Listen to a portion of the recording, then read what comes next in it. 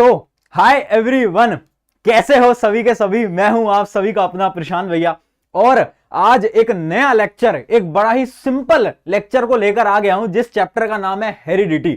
अच्छा एक बात बताओ, कितने यहां पर स्टूडेंट्स हैं जो कि ये सोचते हैं, मतलब तुम्हारे दिमाग के अंदर ऐसा थॉट आता है कि यार आपके आंखों का कलर ब्लैक या फिर ब्राउन क्यों है। आपने देखा होगा कुछ लोगों की आंखों का कलर ब्राउन होता है, किसी का ब्लैक होता है, किसी का ब्लू भी होता है। ऐसा क्यों? हमारे बालों का कलर ब्लैक क्यों है, जबकि आपने देखा होगा कुछ लोगों के बालों का कलर ब्राउन भी होता है। ऐसा क्यों? कुछ लोगों की हाइट बड़ी होती है, कुछ की छोटी होती है। ऐसा क्यों? इन सभी सवालों के जवाब आपको आज मिलने वाले हैं। कहां पर? हमारे प्यारे से नन्हे मुन्ने चैप्टर के अंदर, हेरिडिटी। बहुत सिंपल चैप्टर है। पहले इस चैप्टर का नाम था हेरिडिटी एंड एवोल्यूशन। अब वो जो एवोल्यूशन वाला पार्ट है वो हटा दिया गया है, केवल और केवल आपका हेरिडिटी का सिंपल सिंपल सिंपल पार्ट आ रहा होता है।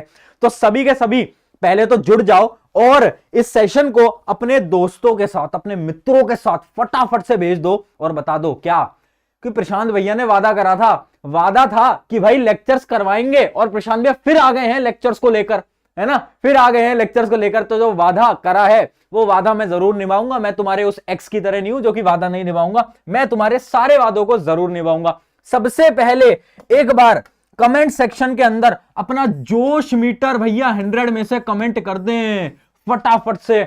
आज तो बड़े दिनों बाद हमारी YouTube पे मुलाकात हो रही है ना। बैचेस के अंदर तो क्लास चलती रहती है, बट यहां पर बहुत समय बाद मुलाकात हो रही है। तो आई होप कि आज तो सबका जोश यहां पर होना चाहिए, है ना। 100 में से 1000, 2000, 10,000, 5,000, इससे कम तो नहीं चलेगा, इससे कम में मजा नहीं आएगा। चलिए सिंपल चैप्टर है, जल्दी से फटाफट से शुरुआत करेंगे। इस चैप्टर के अंदर हमें क्या क्या चीजों को पढ़ना है वो हम देखते हैं। पहली चीज, हेरिडिटी होता क्या है। सबसे सिंपल चीज कि भैया हेरिडिटी है क्या, ये भी पढ़ लेंगे। What is heredity. उसके अलावा क्या है, कौन है भैया ये फादर ऑफ जेनेटिक्स है। भैया फादर, हमारे फादर तो हम जानते हैं, बट ये फादर ऑफ जेनेटिक्स कौन आ गया यार, ये कौन महापुरुष हैं, इनके बारे में पढ़ लेंगे। कुछ टर्म्स भी पढ़ेंगे, बहुत जरूरी कुछ इंपॉर्टेंट टर्म्स भी पढ़ने वाले हैं।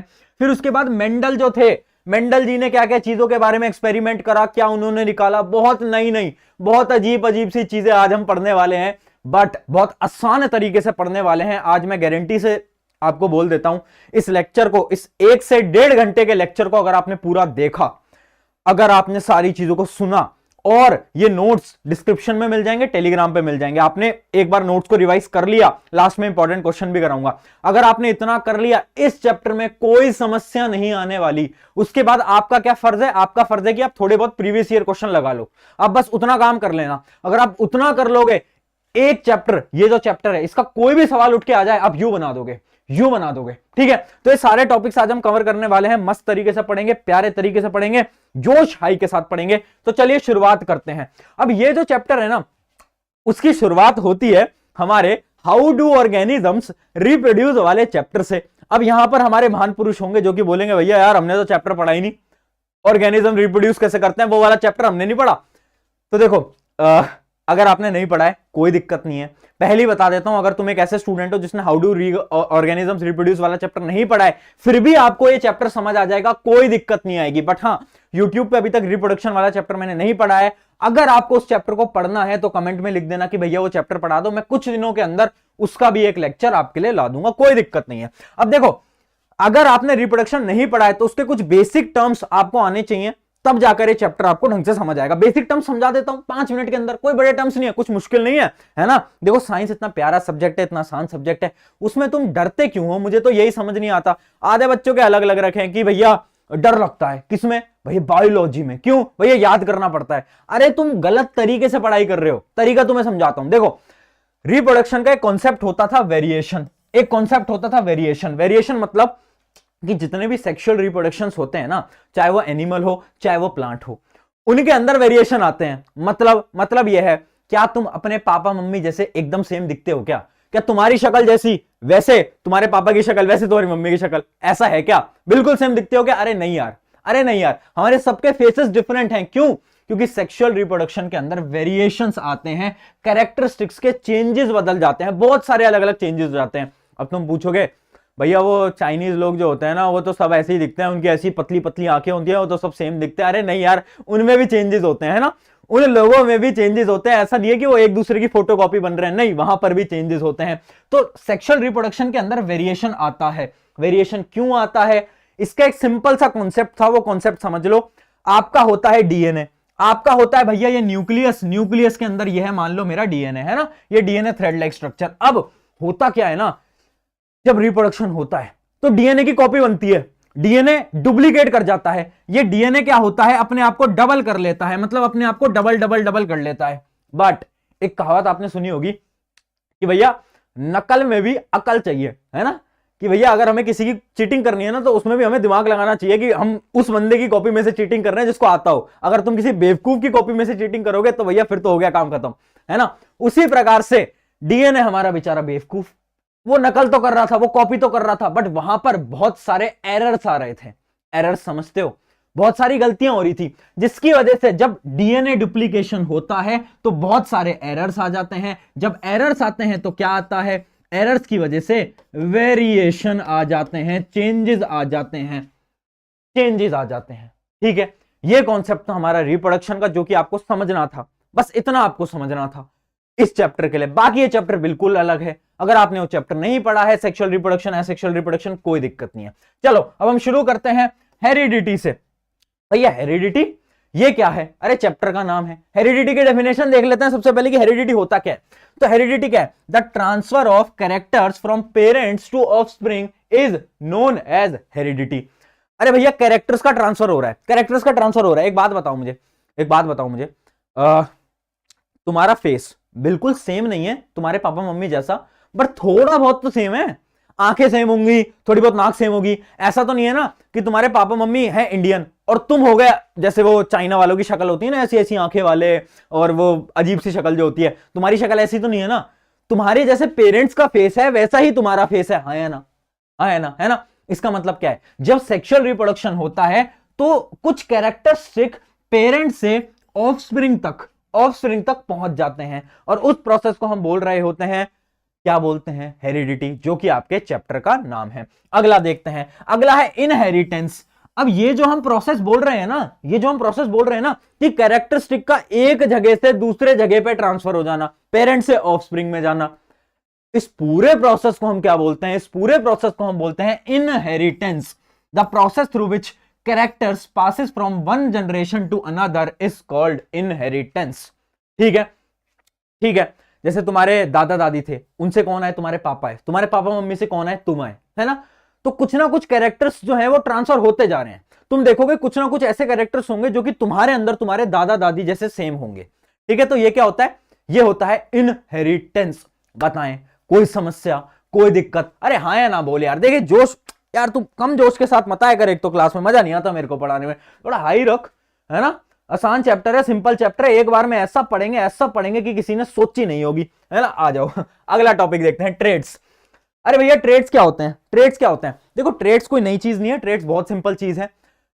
हम बोल रहे थे ना अभी तक कैरेक्टरिस्टिक्स, एक ऐसे कैरेक्टरिस्टिक्स जो कि आपके पेरेंट्स से आप में आ गए, उन कैरेक्टरिस्टिक्स को साइंटिफिक टर्म में हम बोल लेते हैं ट्रेड्स। ट्रेड्स, तो ट्रेड्स क्या होते हैं? Traits are the characteristic features of an organism present in physical form that is visible or in psychological form। समझते हैं, जैसे कि आपने कभी नोट करा हो तो आपकी आंखें ब्राउन हैं, क्यों? क्योंकि आपके पेरेंट्स, आपके दादा दादी सबकी आंखें ब्राउन होंगी। आपकी आंखें ब्लैक हैं तो आपके दादा दादी सबकी जो आंखें हैं वो ब्लैक होंगी। कुछ लोगों की आंखें ब्लू होती हैं, है ना, कुछ लोगों की आंखें ब्लू होती हैं। वो क्यों होती हैं? क्योंकि उनके जो पेरेंट्स होते हैं ना, उनकी भी आंखें शायद ब्लू हैं, जिसकी वजह से उनकी भी आंखें क्या होगी, ब्लू होगी। ठीक है, तो ट्रेट क्या होता है? ट्रेट होता है वो कैरेक्टरिस्टिक्स जो कि एक ह्यूमन बॉडी या फिर एक एनिमल या फिर एक प्लांट के अंदर पाया जाता है। अब ट्रेट्स होते हैं दो प्रकार के, ध्यान से समझना, यहां पर स्टार मार्क कर लो, 2 बार ये सवाल पूछा गया है प्रीवियस ईयर के अंदर, acquired traits versus inherited traits. बताएं, एक्वायर्ड ट्रेट्स, इनहेरिटेड ट्रेट्स, कुछ नया नहीं है, कुछ डिफरेंट नहीं है। अरे एक बार में समझ जाएंगे कैसे। एक्वायर्ड ट्रेट्स, एक्वायर्ड का मतलब क्या होता है? हमारे अंदर आए हुए ट्रेट्स। इनहेरिटेड ट्रेट का मतलब क्या होता है? वो ट्रेट्स जो कि बचपन से हमारे अंदर है। जैसे कि बचपन से क्या है आपके अंदर, कुछ एग्जांपल लेते हैं। बचपन से क्या है कि आपके जो बालों का कलर है ना वो ब्लैक है, ये क्या है? ये आपके इनहेरिटेड ट्रेट्स हैं जो कि आपको आपके पेरेंट्स से मिले हैं और ये आपके अंदर हैं बचपन से। बट एक्वायर्ड ट्रेड्स कौन से होते हैं? जैसे कि आपको यार बहुत ज्यादा गुस्सा आता है ना, आप तो वो क्लास का गुंडा होता है ना जिसको यार थोड़ी सी भी बात हो गई, किसी ने बोल दिया तू तो बेवकूफ है, तुम अचानक से तुम्हें गुस्सा आ जाता है, तुम लड़ने के लिए तैयार हो जाते हो, वो क्या है? वो तुम्हारे एक्वायर्ड ट्रेड्स हैं, जो कि तुम्हारे अंदर आए हैं, तुम्हारे पेरेंट्स से आए हैं, ये जरूरी नहीं है, तुमने खुद ने उन ट्रेड्स को अपने अंदर लाया है। किस वजह से? जो तुम्हारी लाइफस्टाइल है। इसका एक और एग्जांपल है, कुछ बच्चे यहां पर मोटे होंगे बहुत ज्यादा, कुछ पतले होंगे, है ना, तो ये क्यों है? क्या ये हमें अपने पेरेंट्स से मिला है? नहीं, ये इसलिए मिला है क्योंकि हम बहुत ज्यादा फास्ट फूड खाते होंगे, हम बाहर का खाना खाते होंगे। तो ये क्या है? ये सारे हैं मेरे एक्वायर्ड ट्रेड्स। इनहेरिटेड ट्रेड्स कौन से होते हैं? जो कि पेरेंट्स से मिलते हैं। एक्वायर्ड ट्रेड्स जो हमारे खुद के डेवलप करे होते हैं। उसके अलावा इनका एक डिफरेंस है, ये डिफरेंस बेटा बहुत इंपॉर्टेंट है, इसको बहुत ध्यान से सुन लेना, बहुत ध्यान से मार्क कर लेना, इस पे बहुत बार सवाल पूछा जाता है, ठीक है। उसके अलावा क्या है? They are result of changes in non reproductive issues, मतलब जो आपके एक्वायर्ड ट्रेड्स हैं, क्या उसका रिप्रोडक्शन से कोई संबंध है? नहीं, बट यहां पर रिप्रोडक्शन से संबंध है। तो ये जो इनहेरिटेड ट्रेड्स आते हैं ना, ये क्यों आते हैं? ये डीएनए की वजह से आते हैं, डीएनए की वजह से आते हैं ना। अभी हमने पढ़ा रिप्रोडक्शन के अंदर क्या हो रहा था, डीएनए की कॉपी हो रही थी, हाँ, तो वही जब डीएनए की कॉपी होती है उसकी वजह से जो ट्रेड्स आते हैं वो हम बोलते हैं इनहेरिटेड ट्रेड्स। उसके अलावा क्या होते हैं? They can not be passed on to the progeny. Progeny क्या होती है भैया? प्रोजेनी क्या होती है बताएं? प्रोजेनी होती है नेक्स्ट जनरेशन। क्या होती है? Next generation. तो जो एक्वायर्ड ट्रेड्स है ना, अरे अब तुम यार तुम मान लो आज मैंने बना ली बॉडी है, मेरे बन गए 6 एप्स, वो जो भी होता है, और मैंने बना लिया ये अपना सलमान खान वाला ऐसा डोले वोले बना लिए। अब कल को मेरा कोई बच्चा होगा, ठीक है, तो क्या उसकी भी बॉडी होगी? जरूरी नहीं है, जरूरी नहीं है। तो वो जो ट्रेड था बॉडी वाला, वो मेरा एक्वायर्ड ट्रेड है। तो एक्वायर्ड ट्रेड कभी भी नेक्स्ट जनरेशन में पास नहीं होता, जबकि इनहेरिटेड ट्रेड्स जो होते हैं वो नेक्स्ट जनरेशन में पास होते हैं। क्लियर? अरे हाँ या ना बोल यार, अरे फटाफट बोल दे भाई, क्या आ गया? आ गया क्लियर? चल आजा आगे बढ़ते हैं। ये थी हमारी यहां तक की कहानी। अब इस चैप्टर का सबसे इंपॉर्टेंट शब्द, एक ऐसा शब्द जिसपे पूरा का पूरा चैप्टर चल रहा है, इसका नाम है जीन। ये आपकी वो जीन्स नहीं है जो कि आप पहन के घूमते हो, वो जीन्स की बात नहीं कर रहा हूं मैं, यहां पर बात कर रहा हूं जीन्स। अब सुनो, जीन क्या होता है? Gene are the unit of heredity which transfers characteristics from parents to the offspring. मतलब एक टेबल आपको दिखाता हूं, वो टेबल अगर आपने समझ ली ना बेटा, तो आपकी तो मतलब जिंदगी जिंगल आला हो जाएगी, है ना, जिंदगी एक नंबर हो जाएगी। टेबल समझो, ये मेरा बेचारा सेल है। कौन है ये मेरा सेल है। ये वैसे टेबल ना आपने 9th क्लास में पढ़ी थी। ओहो हो, मैं तो भूल गया, 9th क्लास में तो आपने पढ़ाई नहीं करी थी। कोई बात नहीं, आ जाओ। देखो सेल है, सेल के अंदर बेटा होता है न्यूक्लियस, न्यूक्लियस के अंदर होता है क्रोमोसोम, क्रोमोसोम का जो पार्ट होता है वो क्या बोलते हैं हम? डीएनए। डीएनए क्या होता है? डीऑक्सीराइबोन्यूक्लिक एसिड, जिसके बारे में अभी हमने बात करी। अब डीएनए का एक ऐसा पोर्शन जो कि पेरेंट से ऑफस्प्रिंग में कैरेक्टर्स को ट्रांसफर करेगा। फिर से बोलता हूं, जो कि पेरेंट से ऑफस्प्रिंग में कैरेक्टर्स को ट्रांसफर करेगा, उसको हम बोलते हैं जीन। मतलब जीन क्या है? डीएनए का एक पार्ट है, डीएनए का एक पार्ट है, और एक इस प्रकार का पार्ट है जिसका काम क्या है? काम है ट्रेड्स को, कैरेक्टरिस्टिक्स को पेरेंट से कहां पर पहुंचाना? बच्चे के अंदर पहुंचाना। ये टेबल बड़ी अच्छी है, अगर आप ये टेबल समझ गए तो इसका मतलब है आप ये समझ गए कि जीन क्या होता है? Part of DNA. तो यहां पर हमने कुछ डेफिनेशंस लिख रखी हैं, आप देख सकते हो। Genes are the unit of heredity which transfers characteristics from parents to their offspring during reproduction. याद रखेंगे जीन क्या होता है। जीन की डेफिनेशन बहुत ज्यादा इंपॉर्टेंट है ना, ये बहुत सिंपल चीज है, याद रखेंगे। सेल होता है, सेल के अंदर न्यूक्लियस, न्यूक्लियस के अंदर क्रोमोसोम, क्रोमोसोम के अंदर डीएनए, डीएनए के अंदर क्या? जीन। ठीक है, क्लियर? अरे हाँ या ना, जीन क्लियर? आगे बढ़ जाते हैं, आ जाइए। अब अगला अपना क्या है? एलील। अच्छा, एलील जो है इसको हम बाद में समझेंगे ना, एलील थोड़ा सा कॉम्प्लिकेटेड है, बच्चे कंफ्यूज हो जाते हैं एलील के अंदर, इसको हम आगे समझते हैं। ठीक है, अब हम बात करते हैं हमारे मेंडल जी की। ये मेंटल नहीं थे बेटा, ये मेंटल नहीं थे, इनका नाम मेंडल था, है ना, एकदम सब। अभी आपको वॉइस में कोई दिक्कत तो नहीं आ रही? वॉइस नहीं, वॉइस में कोई इशू नहीं है बेटा, वॉइस में कोई इशू नहीं है, कोई इशू नहीं है।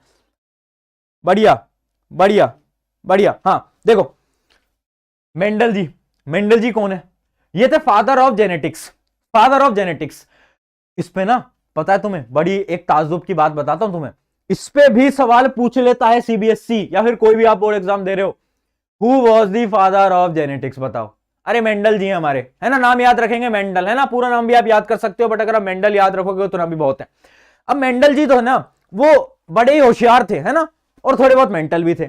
तो मेंडल जी के मन में एक दिन थॉट आया, मेंडल जी ने बोला यार एक बात बताओ, एक लड़का है ना, उस लड़के की आंखें जो है वो ब्राउन है। ध्यान से समझना, ध्यान से समझना। मेंडल जी एक दिन सड़कों पे घूम रहे थे और मेंडल जी ने देखा, ये अपने मेंडल जी है ना, मेंडल जी ने देखा एक लड़का, लड़के की आंखें क्या थी, आंखें थी इसकी ब्राउन ब्राउन। मेंडल जी ने बोला अच्छा इसकी आंखें ब्राउन है।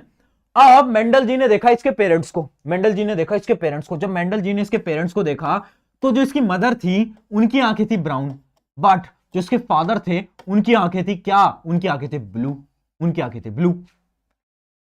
अब मेंडल जी को यह समझ नहीं आया, मेंडल जी ने बोला यार ये क्या प्रॉब्लम है, मतलब पेरेंट्स की आंखें एक की ब्राउन एक की ब्लू और बच्चे की आंख ब्राउन, ये कैसे हो रहा है, कुछ तो यहां पर लफड़ा है, किसने यहां पर प्रॉब्लम है, इस प्रॉब्लम को पता लगाना पड़ेगा।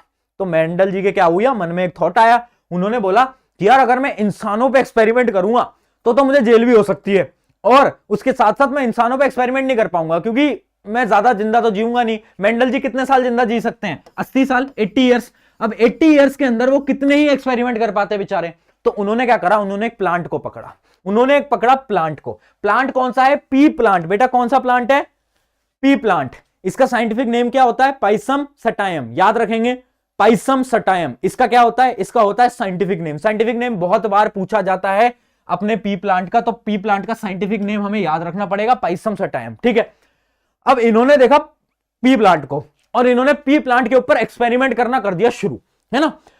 अब भाई मैंने पूछा मेंडल जी से जाके कि मैंने बोला यार मेंडल जी एक बात तो बताओ कि आपने सिर्फ ये पी प्लांट को क्यों लिया, आप चाहते तो आप ये आम का पेड़ भी ले सकते थे, आप ये एप्पल का पेड़ भी ले सकते थे, बट आपने ये पी प्लांट क्यों पकड़ा। तो मेंडल जी ने बताया क्योंकि पी प्लांट बहुत ज्यादा यूनिक है। यूनिक क्यों है, देखते हैं कुछ पॉइंट। सबसे पहली चीज to study genetics Mendel choose to work with pea plant because they have easily identifiable traits.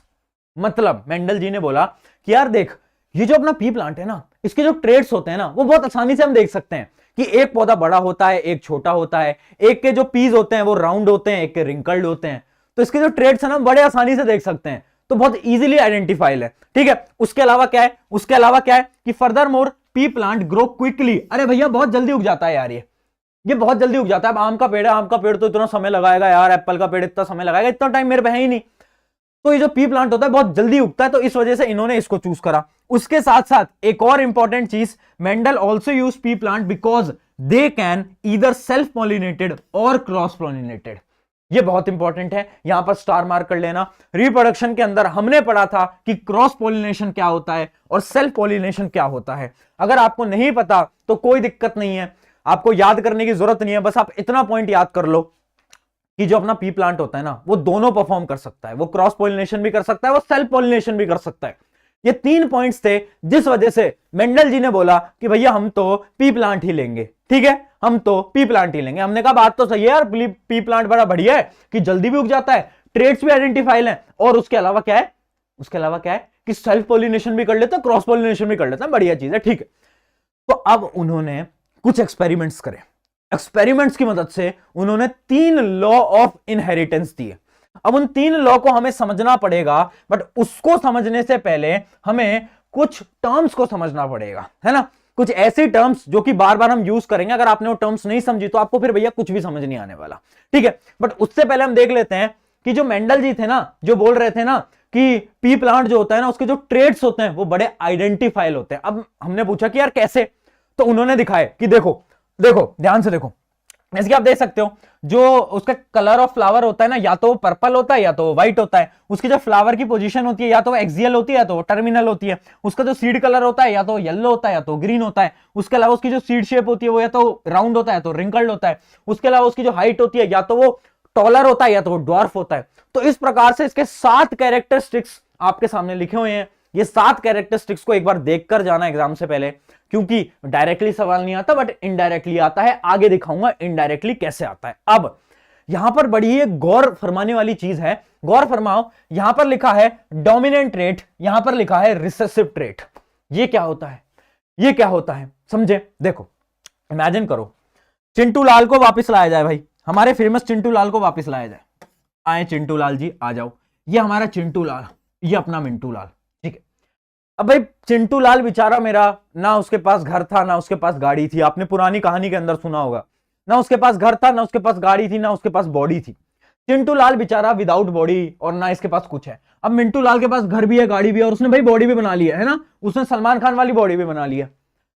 अब यहां पर थी महबूबा, यहां पर थी महबूबा, तो महबूबा किसके पास जाती है? महबूबा जाएगी ऑब्वियस सी बात है किसके पास? मिंटू लाल के पास। क्यों? क्योंकि भाई मिंटू लाल के पास बॉडी भी है, गाड़ी भी है, घर भी है, पैसा भी है, ऑब्वियस सी बात है किसके पास जाएगी? मिंटू लाल के पास। अब आप ध्यान से समझना, चिंटू लाल और मिंटू लाल के अंदर कौन सा रिसेसिव है, कौन सा डोमिनेंट है, किसने किसको डोमिनेट करा? मतलब मिंटू लाल जो है, क्या वो हमारा डोमिनेंट है? क्या वो हमारा डोमिनेंट है यहां पर? हाँ या ना बोलो, हाँ या ना बोलो फटाफट से।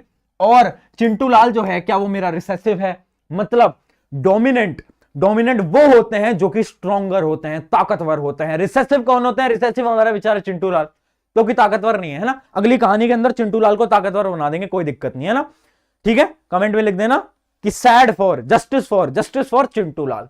अब आप समझ गए डोमिनेंट क्या होता है, रिसेसिव क्या होता है। अब हमने एक टेबल देखी थी, उस टेबल के अंदर आप ध्यान से देखो तो जो कुछ ट्रेड्स होते हैं ना, वो कुछ ट्रेड्स तो डोमिनेंट होते हैं, कुछ रिसेसिव होते हैं। जैसे कि पी प्लांट के अंदर अगर आप गौर फरमाओगे तो आप देख पाओगे जो फ्लावर का कलर है ना, पर्पल फ्लावर डोमिनेंट है, जबकि व्हाइट फ्लावर रिसेसिव है। मतलब पर्पल फ्लावर का जो जीन है ना, वो बहुत ज्यादा ताकतवर है, जबकि जो व्हाइट वाला है उसका जीन बहुत ज्यादा वीक है, तो डोमिनेंट कौन से होते हैं? जो स्ट्रॉन्गर होते हैं, ताकतवर होते हैं। रिसेसिव कौन से होते हैं? जो बेचारे वीक होते हैं।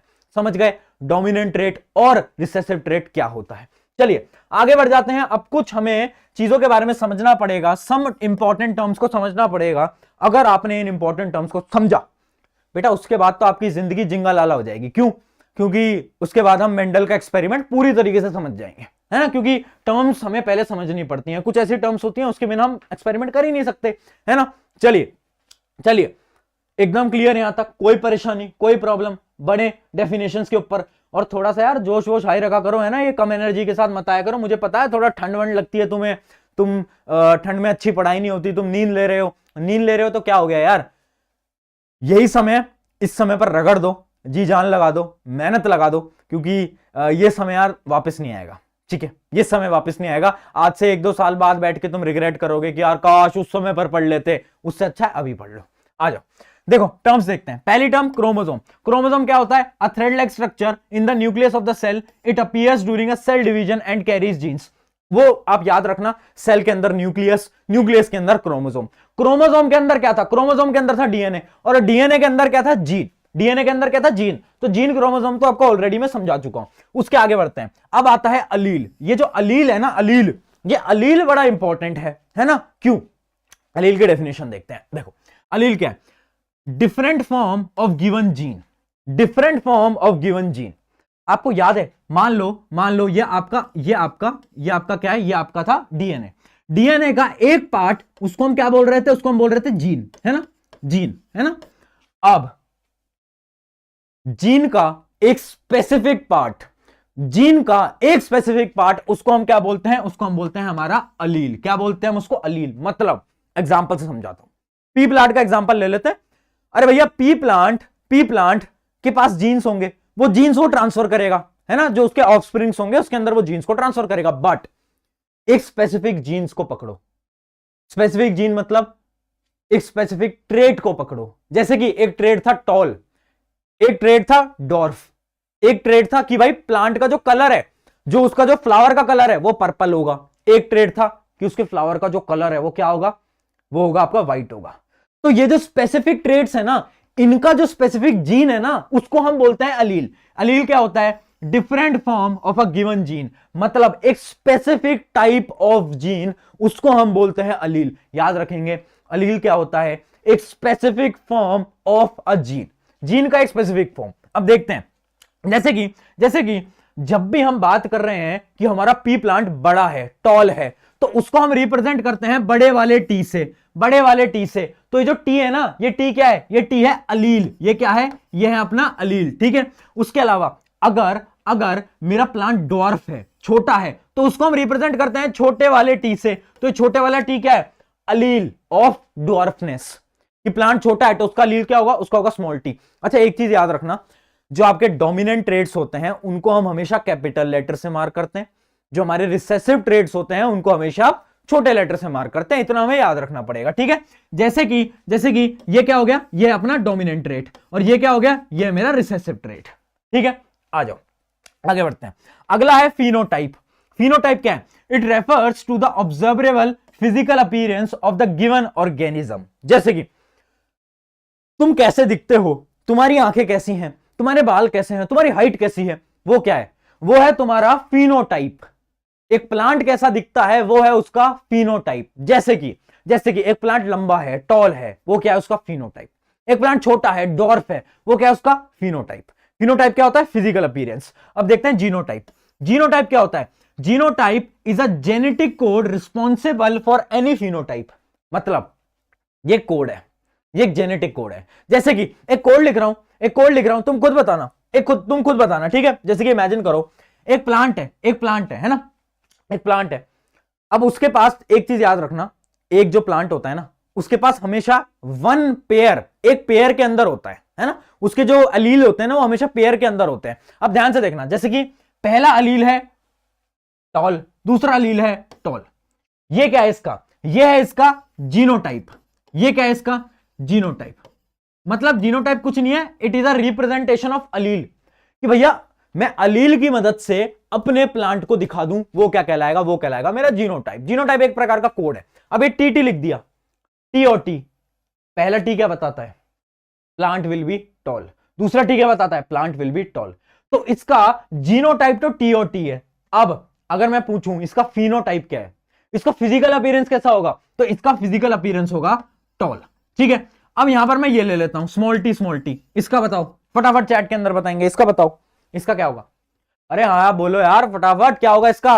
अरे इसका जीनोटाइप है टी, स्मॉल टी, और इसका फिनोटाइप क्या होगा? स्मॉल, मतलब डॉर्फ भी लिख सकते हो, स्मॉल भी लिख सकते हो, ठीक है। अब गेम आता है यहां पर। इमेजिन करो एक प्लांट है जिसका जीनोटाइप है बड़ा वाला टी और छोटा वाला टी। अब क्या होगा बताओ? अब क्या होगा?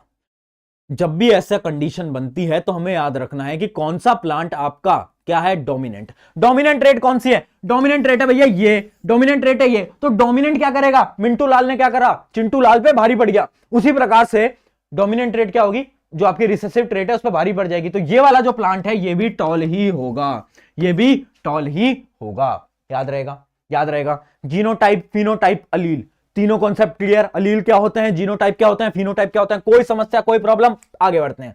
अगली टर्म क्या है? होमोजाइगस। अगली टर्म है हेट्रोजाइगस। देखो होमोजाइगस क्या होता है? अगर हमारे अलील जो है वो सेम है, सेम टाइप ऑफ अलील है, तो वो क्या होगा? तो वो होगा हमारा क्या? होमोजाइगस। अगर डिफरेंट टाइप ऑफ अलील है तो वो होगा हेट्रोजाइगस। जैसे कि दिखा देता हूं, टी और टी, क्या इसके अंदर अलील सेम है? बड़ा टी, अलील सेम है, ये क्या हो गया? होमोजाइगस। अब अगर मैं लिखूं टी और स्मॉल टी, क्या इसके अंदर अलील सेम है? नहीं है, अलील दोनों अलग अलग हैं। जब अलील हमारी अलग अलग होती हैं तो क्या होता है? तो हमारा हेट्रोजाइगस हो जाता है, ठीक है। होमोजाइगस क्या है? अलील सेम, हेट्रोजाइगस अलील एकदम अलग। समझ गए क्या? अरे हाँ या ना बोलते चलेंगे फटाफट से। जोश मीटर हाई रखो यार, ऐसे ऐसे कम नहीं होने देना है ना, कम नहीं होने देना, बढ़िया कम वगैरह होने ही नहीं देना हमें। चलिए आगे बढ़ा जाए। समझ गए होमोजाइगस क्या होता है, हेट्रोजाइगस क्या होता है? आगे बढ़ते हैं। अब अगली टर्म है F1 जनरेशन, अगली टर्म है F2 जनरेशन। देखते चलो। देखो अभी हम टर्म समझ रहे हैं बेटा। टर्म समझना क्या होता है ना, जब भी हम कुछ भी पढ़ते हैं ना, तो जैसे इमेजिन करो आज आप इंग्लिश पढ़ रहे हो, तो इंग्लिश समझने के लिए आपको इंग्लिश के शब्द पता होने चाहिए ना, तभी तो आप इंग्लिश रीड कर पा रहे हो, हिंदी रीड कर पा रहे हो। अगर आपको शब्द ही नहीं आएंगे, वर्ड ही नहीं आएंगे, तो क्या आप रीड कर पाओगे? नहीं। उसी प्रकार से साइंस के कुछ ऐसे चैप्टर होते हैं जिनको पढ़ने के लिए हमें ना पहले बेसिक नॉलेज होनी चाहिए, हमें यह पता होना चाहिए डेफिनेशंस क्या क्या होती हैं, टर्म्स क्या क्या होती हैं। तो वही टर्म्स हम पढ़ रहे हैं। देखो क्या है F1 जनरेशन। F1 जनरेशन क्या होता है? एक ऐसी जनरेशन जो कि पहली जनरेशन है रिजल्ट ऑफ क्रॉस फर्टिलाइजेशन। जैसे कि इमेजिन करो आप हो, है ना, नहीं आपके पापा हैं और आपकी मम्मी हैं, इन दोनों ने फर्टिलाइज करके आपको जन्म दिया, है ना, चिंटू लाल को जन्म दिया। तो ये क्या था? तुम क्या थे? तुम थे F1 जनरेशन। F1 जनरेशन, यहां पर क्या हुआ? क्रॉस फर्टिलाइजेशन हुआ, ठीक है। है ना। सिमिलरली प्लांट के केस में क्या होता है, जो पहली जनरेशन होती है उसके अंदर हम क्या करते हैं, क्रॉस फर्टिलाइज कराते हैं, कि एक प्लांट लिया दूसरा प्लांट लिया, दोनों को क्रॉस फर्टिलाइज कराया और क्या हुआ, एक नया ऑफस्प्रिंग बना दिया, वो होती है F1 जनरेशन। F2 जनरेशन क्या होती है, generation produced as a result of selfing और सेल्फ फर्टिलाइजेशन। अब एक F1 जनरेशन आ गई, ठीक है। अब मेरे पास एक प्लांट की F1 जनरेशन आ गई। अब मैं क्या करूंगा, इसको इसी से ही रिप्रोड्यूस करा दूंगा, सेल्फ रिप्रोडक्शन या फिर सेल्फ पॉलिनेशन में इसका करा दूंगा, है ना। ये जो सेल्फ पॉलिनेशन होता है, टर्म्स रिप्रोडक्शन के अंदर हम पढ़ रहे होते हैं। अगर ज्यादा ये दिमाग में नहीं घुस रहा है, अगर आपने वो चैप्टर नहीं पढ़ा अभी तक, कोई दिक्कत नहीं है, आप इतना समझते चलो, ठीक है। F1 और F1 क्या हो गया, क्रॉस मतलब सेल्फ पॉलिनेट हो गए। अब जब ये दोनों सेल्फ पॉलिनेट होते हैं तो अगली जनरेशन जो बनती है उसको हम बोलते हैं F2 जनरेशन। क्या F1 F2 क्लियर, हाँ है ना, बोलते चलेंगे, बोलो बोलो फटाफट बोलो, ठीक है। अब दो सिंपल टर्म्स और बच जाती हैं, हैप्लॉइड और डिप्लॉइड। ये कोई इंपॉर्टेंट नहीं है हैप्लॉइड और डिप्लॉइड, बस आपको ऊपर से समझा देता हूं। हैप्लॉइड क्या होते हैं, ये वो सेल्स होते हैं जिसके अंदर क्या होते हैं, जो क्रोमोसोम है ना वो अकेले होते हैं, तन्हा होते हैं बेचारे, वो अकेले घूम रहे होते हैं, वो सेल कहलाते हैं मेरे हैप्लॉइड। और डिप्लॉइड क्या होते हैं, डिप्लॉइड वो वाले सेल होते हैं जिसके अंदर क्रोमोसोम पेयर्स के अंदर घूम रहे होते हैं, पेयर्स के अंदर जोड़ी बनाकर घूम रहे होते हैं, ठीक है।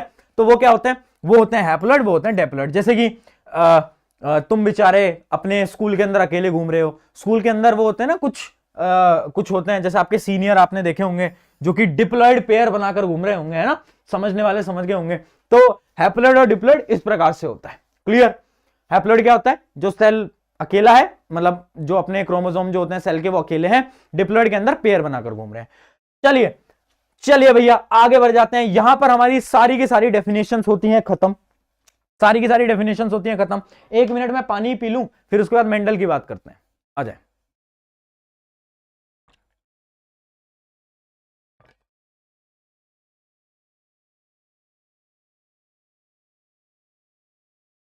हाँ जी आओ भाई, करें भाई शुरू। क्या कह रही है जनता, क्या कह रही है जनता, कर दें, आए भाई। अरे मेंडल ने क्या करा, अब मेंडल क्या कर रहा था, मेंडल आपको शुरू में कहानी मैंने बताई थी कि मेंडल जो था वो कुछ एक्सपेरिमेंट कर रहा था, है ना। अब हमें वही देखना है कि मेंडल भैया ने क्या एक्सपेरिमेंट करे। तो मेंडल भैया ने क्या करा, मेंडल भैया ने दो एक्सपेरिमेंट करे, ठीक है। पहला एक्सपेरिमेंट क्या था, मेंडल भैया ने पकड़े पी प्लांट पकड़े, उन दोनों का फर्टिलाइजेशन कराया। अभी आपको समझा देते, देखो अभी आपको समझा देते हैं। पहला experiment monohybrid cross. Mendel ji ने बोला, पहला मोनोहाइब्रिड का मतलब समझ लो। मोनोहाइब्रिड का मतलब है कि हम सिर्फ एक ही ट्रेट के बारे में हम स्टडी करेंगे। ट्रेट क्या होता है बेटा, आप मत पूछ लेना ट्रेट क्या होता है, पता है तुम्हें ट्रेट क्या होता है, बोल, अरे बोल यार ट्रेट क्या होता था, याद आ रहा है, हाँ भैया थोड़ा बहुत आ रहा है, हाँ ट्रेट्स कैरेक्टरिस्टिक्स, हाँ। तो इसके अंदर हम क्या है ना, सिर्फ एक ही ट्रेट के बारे में स्टडी कर रहे होते हैं, वो क्या होता है, मोनोहाइब्रिड क्रॉस। अब मेंडल जी ने क्या हुआ, मेंडल जी ने दो पौधों को पकड़ा, एक पौधा पकड़ा पी प्लांट जो कि बड़ा था, टॉल था, और एक दूसरे पौधे को पकड़ा जो कि शॉर्ट था, ठीक है। हम यहां पर सिर्फ एक ही कैरेक्टर की बात कर रहे हैं, मतलब मेंडल जी ने सिर्फ देखा कि यार मैं सिर्फ एक कैरेक्टर पे स्टडी करूंगा, मैं सिर्फ और सिर्फ उनकी टॉलनेस पे स्टडी करूंगा कि प्लांट बड़ा कैसे होता है और प्लांट छोटे कैसे होते हैं, ठीक है। अब मेंडल ने एक प्लांट पकड़ा बड़ा, एक प्लांट पकड़ा छोटा, और उन दोनों को क्या करा दिया, उन दोनों को जो अपना फर्टिलाइजेशन होता है उस प्रोसेस से उन्होंने हाइब्रिड करा दिया। देखो अब ध्यान से देखना, जो आपका बड़ा प्लांट है, आई होप ये विजिबल है स्क्रीन के ऊपर, आई होप ये विजिबल है, बढ़िया। जो आपका बड़ा प्लांट है ना टॉल, उसका जीनोटाइप क्या है, उसके जीनोटाइप क्या है, उसका जीनोटाइप होता है टीटी, आपको बता रखा है टीटी, बड़ा टी, बताओ कोई दिक्कत, टीटी। और जो आपका स्मॉल है उसका क्या है, जो ड्वार्फ है उसका क्या है, स्मॉल टी, ठीक है। अब इन दोनों का जब हमने फर्टिलाइज कराया तो क्या होगा, जब ये दोनों फर्टिलाइज करेंगे तो यहां से एक प्रोसीजर होता है, प्रोसीजर समझ लो, यहां से ये टूटकर, ये दोनों सेम है, टी और टी सेम है, तो इन दोनों में से एक आ जाता है, टूट के एक आ जाता है, ठीक है, एक अलील आ जाता है, यहां से एक अलील आ जाता है, ये भी सेम है क्योंकि यहां से एक अलील आ गया, यहां से एक अलील आ गया। अब इन दोनों को फर्टिलाइज करा दो, इन दोनों को मल्टीप्लाई कर दो, तो अगला अपना क्या बन गया, टी और टी, बड़ा टी स्मॉल टी, बड़ा टी स्मॉल टी। ये क्या है, ये है मेरी F1 जनरेशन। प्लांट कैसा है, प्लांट है मेरा लॉन्ग, मतलब प्लांट मेरा देख लो बड़ा टी है, बड़ा टी क्या होता है, डोमिनेंट ट्रेट, डोमिनेंट ट्रेट मतलब क्या है, प्लांट है टॉल, ठीक है। एक मिनट भैया क्या हो गया, अरे क्या हो गया, टॉल, हाँ प्लांट आ गया मेरा टॉल, प्लांट आ गया बड़ा।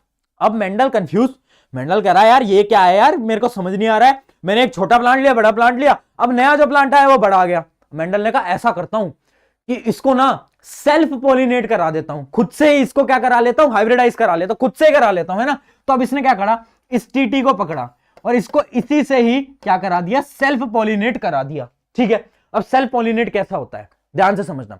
सेल्फ पॉलिनेट के लिए क्या होता है, एक बेसिक मल्टीप्लीकेशन जो आप मैथ में करते हो उस प्रकार से आप समझना। ये वाला जो टी है ये पहले इससे मल्टीप्लाई होगा, फिर ये इससे मल्टीप्लाई होगा, फिर ये वाला जो टी है ये इससे मल्टीप्लाई होगा और ये इससे मल्टीप्लाई होगा।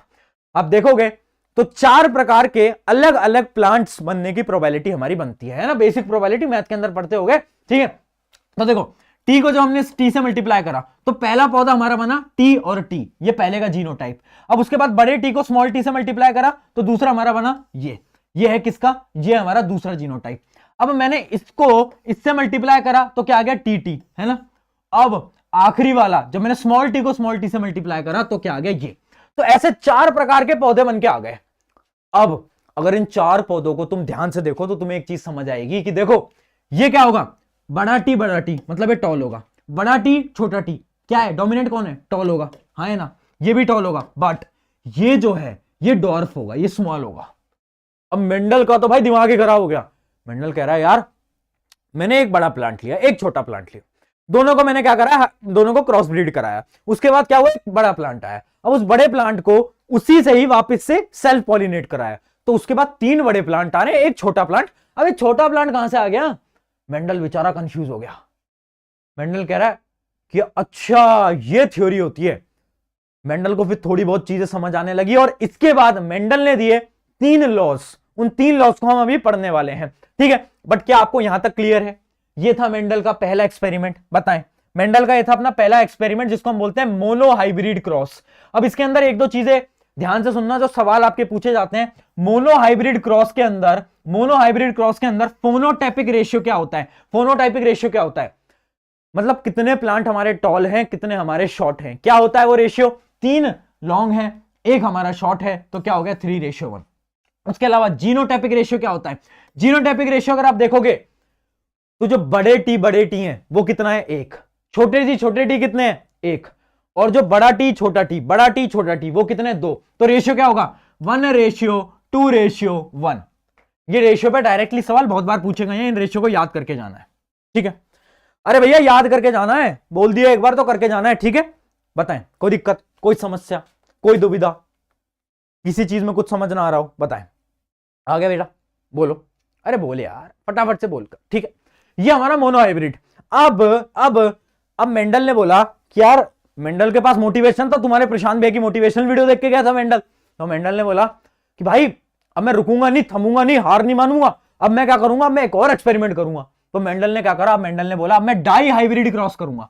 डाई हाइब्रिड का मतलब क्या है, अब वो सिर्फ एक कैरेक्टर को नहीं पढ़ेगा, अब वो सिर्फ एक ट्रेट को नहीं पढ़ेगा, अब वो एक साथ 2 ट्रेट्स को स्टडी करेगा, 2 कैरेक्टर्स को स्टडी करेगा। ठीक है, अब वो एक साथ क्या कर रहा है, 2 कैरेक्टर्स को स्टडी कर रहा है। मतलब उसने ध्यान से देखना, पेरेंट जनरेशन यहां पर क्या है, उसने क्या करा, ये जो बड़ा वाला आपको वाई दिख रहा है ना, बड़े वाले वाई का मतलब है क्या, येलो। ठीक है, येलो कलर का जो आपका सीड होता है वो येलो कलर का आपका पी, और जो आपको स्मॉल वाई दिख रहा है वो है ग्रीन कलर का, है ना। आपको ना मैंने शुरू में एक टेबल दिखाई थी याद करो, उसमें मैंने आपको बताया था कि जो आपका येलो कलर होता है वो इधर क्या होता है, डोमिनेंट, ग्रीन कलर क्या होता है, रिसेसिव। डोमिनेंट को हम बड़े से रिप्रेजेंट करते हैं, रिसेसिव को हम छोटे वाई से रिप्रेजेंट करते हैं। ठीक है, वाई और वाई। और ये जो बड़ा आई आर है ये है राउंड के लिए, और जो आपका छोटा आर है वो है क्या, रिंकल्ड के लिए मतलब टेढ़े मेढ़े जो आपके होते हैं वो रिंकल्ड के लिए। तो आर क्या है, बड़ा वाला आर है डोमिनेंट, ये है रिसेसिव। ठीक है, अब मेंडल ने बोला सॉरी गला थोड़ा, मेंडल ने बोला कि देखो मैंने एक कैरेक्टर को पढ़ लिया, अब मैं 102 कैरेक्टर पढ़ूंगा। अब उसने क्या करा, एक पेरेंट लिया। ठीक है, पेरेंट क्या लिया, पहला पेरेंट लिया जो कि जिसका जो पी है वो कैसा है, वो है येलो कलर का और राउंड, YYRR। आई होप ये क्लियर है, YYRR। और दूसरा उसने ऐसा लिया जिसके जो जीनोटाइप है वो है स्मॉल y स्मॉल r, मतलब ग्रीन कलर और रिंकल्ड। अब ये क्या कर रहा है, 2 कैरेक्टर्स को एक साथ पढ़ रहा है। अब इन्होंने दोनों को क्या कराया, क्रॉस ब्रीड कराया और क्या करा, F1 जनरेशन निकाली, F1 जनरेशन निकाली। ये हमारी F1 जनरेशन, ठीक है। अब ध्यान से देखना, अब यहां से एक Y आ गया, यहां से एक Y आ गया, इन दो R में से एक R आ गया, सेम ही तो प्रोसेस है। पहले हम क्या कर रहे थे, पहले हमारे T और T थे, तो एक T निकाल रहे थे, स्मॉल t से एक T निकाल रहे थे, वही सेम प्रोसेस है। यहां से मैं क्या कर रहा हूं, एक Y निकाल रहा हूं, एक R निकाल रहा हूं, यहां से मैं क्या कर रहा हूं, एक Y निकाल रहा हूं, एक R निकाल रहा हूं, दोनों को मल्टीप्लाई कर देंगे, मल्टीप्लाई करके क्या आ गया, Y Y R R, Y Y R R। अब आपको पता है कि बड़ा वाला Y क्या है, डोमिनेंट, बड़ा वाला R क्या है, डोमिनेंट। तो मतलब आपका जो P है वो कैसा होगा, वो होगा आपका येलो और राउंड। कैसा होगा, येलो और राउंड। बताओ कोई दिक्कत, येलो और राउंड, कोई दिक्कत, ठीक है।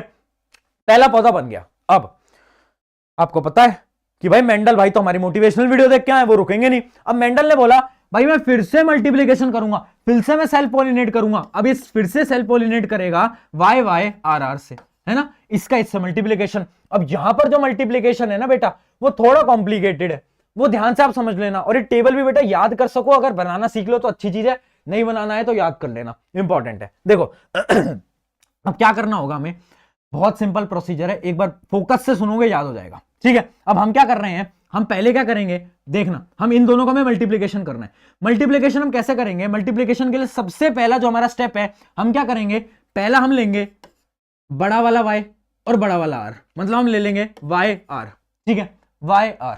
एक टेबल बनानी पड़ती है, ठीक है। एक टेबल, जैसे एक टेबल के जो कॉलम्स हैं उसमें आप लिखोगे और जो आपकी रोज है उनके आप लिखोगे। अब देखना, पहले हम क्या करेंगे, बड़ा वाला y ले लेंगे, बड़ा वाला y ले लेंगे, बड़ा वाला r ले लेंगे, लिख लेंगे, ठीक है। अगले में हम क्या लिखेंगे, बड़ा वाला y ले लेंगे और उसके साथ स्मॉल वाला r ले लेंगे, ठीक है, ठीक है। अगले में हम क्या करेंगे, तीसरे में हम स्मॉल वाला y लेंगे, स्मॉल वाला y लेंगे, उसके साथ बड़ा वाला r ले लेंगे। अगले में हम क्या करेंगे, स्मॉल वाला y लेंगे और स्मॉल वाला r ले लेंगे। इस प्रकार से आपकी ये टेबल बनती है, जिसमें आप देख पा रहे होगे Y R Y R Y R Y R, ठीक है। और यहां पर भी सेम लिख दो, ऊपर भी सेम लिख दो। अब आपको क्या करना है, कुछ नहीं करना है, दोनों को मल्टीप्लाई करते हुए चलना है। मतलब यहां पर इससे इसका मल्टीप्लाई, फिर इससे इसका मल्टीप्लाई, यहां पर इससे इसका मल्टीप्लाई, यहां पर इससे इसका मल्टीप्लाई, यहां पर सिमिलरली इससे इसका मल्टीप्लाई इधर, इससे इसका इधर, इससे इसका इधर, इससे इसका इधर। ये पूरी टेबल है। तो जब हम दो कैरेक्टर्स को पढ़ रहे हैं ना, तो उसके अंदर आप देख सकते हो 16 अलग प्रकार के 16 डिफरेंट प्लांट हमारे बन के आ गए। 16 अलग अलग प्लांट आ गए। पिछले क्लास के अंदर मोनो हाइब्रिड के अंदर केवल 4 बने थे, बट इस F2 जनरेशन के अंदर हमारे ओवरऑल 16 अलग अलग प्लांट्स बन के आए हैं। टेबल बनाना सीख लो, क्या करना होता है, F1 जनरेशन बनाना तुम सीख गए। F1 जनरेशन एक उठाया मल्टीप्लाई कर दिया, ठीक है। अब जब इनका सेल्फ पॉलिनेशन होता है तो आपको एक टेबल बनानी है। टेबल में क्या करना है कि भाई इसका y उठाया, पहले इसका y उठाया, इसका r उठाया, लिख लिया। ये y उठाया, ये r उठाया, लिख लिया। स्मॉल वाला y उठाया, बड़ा वाला r उठाया, लिख लिया। स्मॉल वाला y उठाया, छोटा वाला r उठाया, लिख लिया। ऐसे और सेम ऐसे लिख दो। अब इनको मल्टीप्लाई करते चलो, बस बस, ठीक है, बस। अब आप एक टेबल देख सकते हो। इस टेबल को अगर आप ध्यान से देखोगे तो आपको पता चलेगा कि इसके अंदर 9 जो है वो बनेंगे अपने yellow plus round, yellow plus round, है ना। बल्कि 3 जो है वो बन रहे हैं ग्रीन और राउंड, और आपके 3 बन रहे हैं येलो और रिंकल्ड, और आपके 1 बन रहा है ग्रीन और रिंकल्ड। तो ये है हमारा रेशियो। यहां पर आपका फिनोटाइपिक रेशियो होता है क्या, 9:3:3:3:1, 9:3:3:3:1 यहां पर दे भी रखा होगा। देखो फिनोटाइपिक रेशियो 9:3:3:3:1, ठीक है। यहां पर काट लेना, ये अपना है F2 जनरेशन का, है ना, F2 जनरेशन का याद रखेंगे, ठीक है, ठीक है। पता है, कोई दिक्कत। अगर कभी भी आपसे क्रॉस के बारे में बात करें, कभी भी आपसे बोले कि यार तुम एक बात बताओ, तुम ना मुझे, एक मिनट, क्या हो जाता है यहां पे, हाँ, अगर आपसे कोई भी सवाल पूछे कि डाई हाइब्रिड क्रॉस की बात हो रही है, डाई हाइब्रिड क्रॉस के अंदर आपका F2 जनरेशन में जीनोटाइपिक रेशियो क्या होता है, क्या आप बता दोगे, 9:3:3:1, है ना। और अगर कोई बनाने को बोले, अगर 5 नंबर का सवाल आ जाए कि पूरा बनाकर बताओ, तो क्या बना दोगे, हाँ या ना बोलो। इसको एक बार रिवाइज करोगे, बेसिक मैथ है, हो जाएगा, बेसिक मैथ है, हो जाएगा। एक बार रिवाइज कर ले, ठीक है, बताएं, क्लियर, हाँ या ना बोलो। अरे जल्दी बोलते चलो यार, बताएं। क्लियर है ना। इस पे एक सवाल दिखा देता हूं जो कि पूछा गया है ऑलरेडी पहले। वो सवाल है ये, देखें, देखो, a blue colour flower plant donated by BB cross breed with a white flower plant denoted by small B. अगला क्या है, state the colour of the flower you expect in their F1 generation. अरे ये तो बहुत simple है, ये तो अपना मोनो हाइब्रिड है, डाई हाइब्रिड है ही नहीं। मोनो हाइब्रिड का कैसे बनाते हैं, ये प्रीवियस ईयर का सवाल है। देखो अब मैं क्या करूंगा, अपना क्या है बीबी था और एक क्या है स्मॉल बी है ना, एक इसका लिया एक इसकी लिया, मतलब क्या हो गया बी और बी है ना। तो आपका डोमिनेंट कौन सा है, बड़ा वाला, मतलब डोमिनेंट क्या है हमारा ब्लू कलर का फ्लावर है ना। जो भी बड़े लेटर से लिखा जाता है वो डोमिनेंट होता है। मतलब F1 जनरेशन के अंदर मुझे दिखेगा ब्लू कलर। अब मैं निकालता हूं F2 जनरेशन मेरे साथ निकालो। क्या करोगे, ये ले लो बीबी और ये इसको कर दो भैया मल्टीप्लाई कैसे करोगे, पहले इसको इससे मल्टीप्लाई, तो पहला आ जाएगा बी और बी, फिर इसको बेटा इससे मल्टीप्लाई आ जाएगा बड़ा बी स्मॉल बी, अब इसको कर दो इससे मल्टीप्लाई, ये भी आ जाएगा बड़ा बी स्मॉल बी। मतलब स्मॉल बी को पहले भी लिख सकते थे बट कोई दिक्कत नहीं है, बड़े बी को पहले लिखोगे तो बढ़िया रहता है, ठीक है। ऐसे ही लिखते हैं, ऐसे ही हम रिप्रेजेंट करते हैं। अब अगला क्या है, स्मॉल बी को स्मॉल बी से मल्टीप्लाई कर दिया, तो अपना लास्ट बन के आ गया, इसको यहां में लिख लेता हूं, नीचे लिख लेता हूं बी और बी, तो अपने 4 बन गए बेटा, 4 नोट कर लो, बी बी, ये बड़ा बी स्मॉल बी, ये बड़ा बी स्मॉल बी और लास्ट बी बी, ठीक है। ये हमने चारों के चारों बनाकर दिखा दिए है ना। अब सवाल देखते हैं क्या पूछा है। ए तो हमने बता ही दिया, दूसरा क्या है, what must be the percentage of the white flower in F2 generation if flower of F1 plant are self pollinated. मतलब हमसे ये पूछ रहा है कि जो व्हाइट फ्लावर है ना, व्हाइट फ्लावर, उनकी परसेंटेज कितनी होगी, व्हाइट फ्लावर की परसेंटेज कितनी होगी। अब देखो यहां पर 4 फ्लावर बने हैं, 4 के अंदर ब्लू कितने हैं, ये ब्लू है, क्योंकि बड़ा वाला बी तो ब्लू को रिप्रेजेंट कर रहा है ना बेटा। ये क्या है, ये भी बेटा ब्लू है ना, ये क्या है, ये भी ब्लू है। केवल और केवल एक व्हाइट बना है जो कि है ये, है ना, एक व्हाइट बना है। तो क्या आप बता सकते हो व्हाइट की परसेंटेज कितनी है। अरे खुद सोचो, बेसिक मैथ बेटा, बेसिक मैथ, कि भैया हमारे 4 फ्लावर बने ओवरऑल, उन 4 में से केवल एक ही व्हाइट है, 3 ब्लू हैं, तो इसकी परसेंटेज कितनी होगी बताओ। ऑब्वियस सी बात है, केवल और केवल 25%। इतनी मैथ तो आती होगी कि अगर 4 मेरे ओवरऑल फ्लावर हैं और सिर्फ एक व्हाइट है, 3 क्या है मेरे, 3 है मेरे ब्लू, तो ब्लू की परसेंटेज 75, व्हाइट की परसेंटेज 25। ओके हाँ है ना बेटा, चलिए आई होप ये क्लियर है, ठीक है। अगले में क्या पूछा है, state the expected ratio of the genotype of BB and बड़ा B small B. Genotype ratio, बड़ा बी कितना है, 1, यह है 1, और बड़ा बी स्मॉल बी कितना है, 1 और 2, मतलब रेशियो होगा 1:2। पता है, अरे बोलो यार हाँ है ना फटाफट से, बड़ा सिंपल सवाल था, कोई दिक्कत, इस प्रकार का कोई भी सवाल आएगा कर दोगे।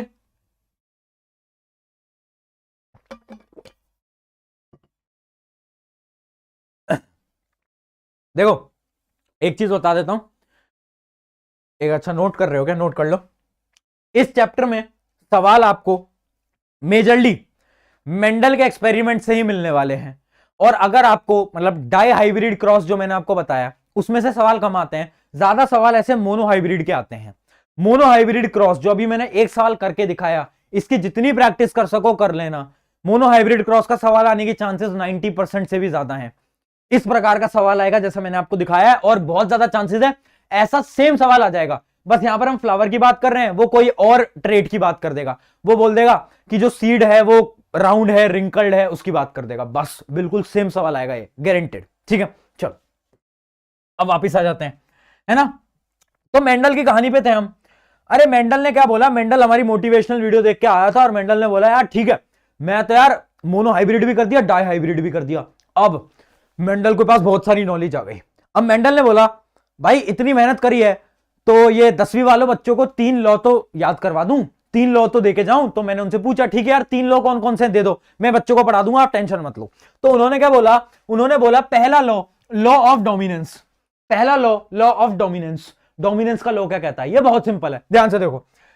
Law of dominance, some alleles are dominant and cover up the recessive alleles. मतलब लॉ ऑफ डोमिनेंस ये बोलता है कि कुछ ऐसी एलील्स होती हैं जिनका जो नेचर है ना वो बहुत डोमिनेंट है, जैसे कि हमारा मिंटू लाल के पास बॉडी थी, वो डोमिनेंट था।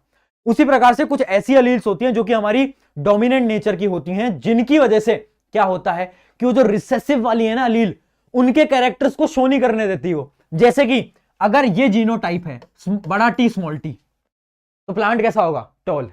बट प्लांट के पास अलील तो स्मॉल वाली भी है, स्मॉल वाली अलील तो है, स्मॉल वाली अलील है ना, बट क्योंकि वो रिसेसिव है, इस वजह से प्लांट टॉल आया, इस वजह से प्लांट टॉल आया। तो लॉ ऑफ डोमिनेंस ये कहता है कि कुछ अलील डोमिनेंट होती हैं, कुछ रिसेसिव होती हैं। जो डोमिनेंट वाली होती हैं वो क्या होती हैं, वो रिसेसिव से ज्यादा स्ट्रॉन्गर होती हैं, जिस वजह से जो आपका फाइनल प्लांट बन के आता है वो हमेशा डोमिनेंट की वजह से बन के आता है, ना कि रिसेसिव की मदद से। Clear clear. Law of dominance आसान भाषा के अंदर आपको समझा दिया है ना। ये नोट्स मैं आपको दे दूंगा बेटा टेलीग्राम के ऊपर, या तो मैं आपको टेलीग्राम ज्वाइन कर लो यार, उसमें अपडेट्स भी डालता रहता हूं। जैसे इंग्लिश के नोट्स आ रहे हैं, है ना। अच्छा मैंने रिवील कर दिया क्या, चलो कोई नहीं, इंग्लिश के नोट्स भी दे रहा हूं तुम्हें फ्री में, तो वो बहुत सारी चीज उसके अंदर मैं डालता रहता हूं। चलो ठीक है, ये होता है हमारे लॉ ऑफ डोमिनेंस। अगला लॉ देखते हैं। अब वापस से आए मेंडल जी ने बोला कि भाई एक लॉ और बताता हूं। मैंने कहा बताओ। Law of segregation.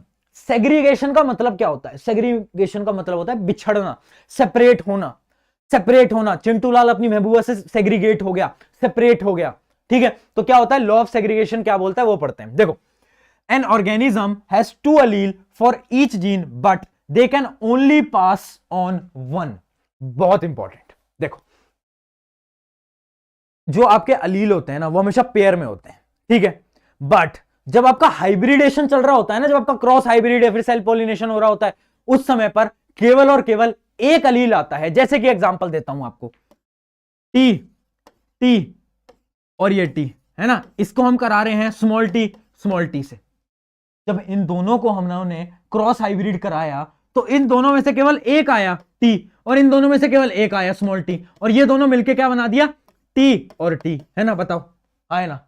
तो मतलब होते तो अलील पेयर में, बट जब भी आपका प्रोसेस चलता है ना जीन्स का ट्रांसफर का, उस समय पर केवल एक अलील आगे आता है, एक अलील आगे आता है। जैसे कि इसका एक और एग्जांपल बता देता हूं। जैसे इसी का एग्जांपल आप ले लो, सेल्फ वाला ले लेते हैं, सेल्फ वाला ले लेते हैं। जो हम सेल्फ वाले को कैलकुलेट करते हैं ना F2 जनरेशन के लिए, याद आ रहा है, अभी पढ़ा है 10 मिनट पहले, F2 के लिए, तो हम क्या करते हैं, इसमें से इसको लेते हैं और इसको मल्टीप्लाई करते हैं इसमें से। मतलब ये वैसे तो पेयर में थे, बट हम क्या कर रहे हैं, इंडिविजुअली इनको मल्टीप्लाई कर रहे हैं। आ गया समझ, इंडिविजुअली। पहला बनेगा टी और टी, इंडिविजुअली करा, फिर इसको इंडिविजुअली इससे मल्टीप्लाई करा।